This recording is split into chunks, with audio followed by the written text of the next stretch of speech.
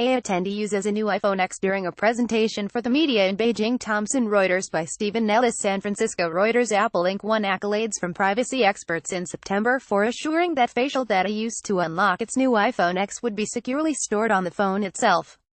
But Apple's privacy promises do not extend to the thousands of app developers who will gain access to facial data in order to build entertainment features for iPhone X customers, such as pinning a three-dimensional mask to their face for a selfie or letting a video game character mirror the player's real-world facial expressions. Apple allows developers to take certain facial data off the phone as long as they agree to seek customer permission and not sell the data to third parties, among other terms in a contract seen by Reuters. App makers who want to use the new camera on the iPhone X can capture a rough map of a user's face and a stream of more than 50 kinds of facial expressions. This data, which can be removed from the phone and stored on a developer's own servers, can help monitor how often users blink, smile, or even raise an eyebrow. That remote storage raises questions about how effectively Apple can enforce its privacy rules, according to privacy groups such as the American Civil Liberties Union and the Center for Democracy and Technology.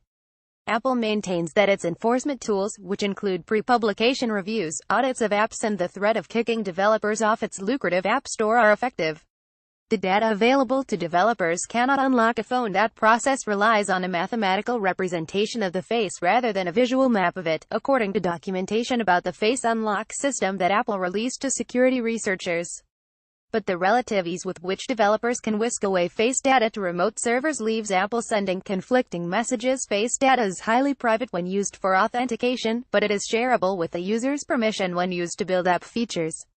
The privacy issues around the use of very sophisticated facial recognition technology for unlocking the phone have been overblown, said Jay Stanley, a senior policy analyst with the American Civil Liberties Union. The real privacy issues have to do with the access by third-party developers. The use of face recognition is becoming ubiquitous on everything from social networks to city streets with surveillance cameras.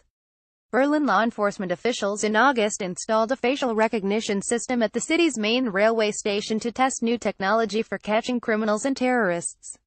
But privacy concerns loom large. In Illinois, Facebook Inc. faces a lawsuit over whether its photo tagging suggestions violated a state law that bars the collection of biometric data without permission. Facebook says it has always been clear with users that it can be turned off and the data for it deleted. Privacy experts say their concerns about iPhone X are not about government snooping, since huge troves of facial photographs already exist on social media and even in state motor vehicle departments. The issue is more about unscrupulous marketers eager to track users' facial expressions in response to advertisements or content, despite Apple's contractual rules against doing so. App makers must obtain clear and conspicuous consent from users before collecting or storing face data, and can only do so for a legitimate feature of an app, according to the relevant portions of Apple's developer agreement that Apple provided to Reuters. Apple's iOS operating system also asks users to grant permission for an app to access to any of the phone's cameras. Apple forbids developers from using the face data for advertising or marketing, and from selling it to data brokers or analytics firms that might use it for those purposes. The company also bans the creation of user profiles that could be used to identify anonymous users, according to its developer agreement. The bottom line is, Apple is trying to make this a user experience addition to the iPhone X, and not an advertising addition, said Claire Garvey, an associate with the Center on Privacy Technology at Georgetown University Law Center in Washington. Enforcement in question. Though they praised Apple's policies on face data, privacy experts worry about the potential inability to control what app developers do with face data once it leaves the iPhone X, and whether the tech company's disclosure policies adequately alert customers. The company has had high-profile mishaps enforcing its own rules in the past, such as the 2012 controversy around Path, a social networking app that was found to be saving users' contact lists to its servers, a violation of Apple's rules.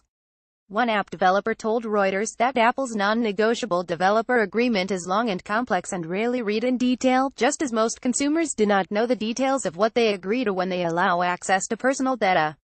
Apple's main enforcement mechanism is the threat to kick apps out of the App Store, though the company in 2011 told the U.S. Congress that it had never punished an app in that way for sharing user information with third parties without permission. Apple's other line of defense against privacy abuse is the review that all apps undergo before they hit the App Store. But the company does not review the source code of all apps, instead relying on random spot checks or complaints, according to 2011 congressional testimony from Bud Tribble, one of the company's privacy czars. With the iPhone X, the primary danger is that advertisers will find it irresistible to gauge how consumers react to products or to build tracking profiles of them, even though Apple explicitly bans such activity. Apple does have a pretty good historical track record of holding developers accountable who violate their agreements, but they have to catch them first, and sometimes that's the hard part, the ACLU's Stanley said. It means household names probably won't exploit this, but there's still a lot of room for bottom feeders. Reporting by Stephen Nellis, editing by Jonathan Weber and Edward Tobin.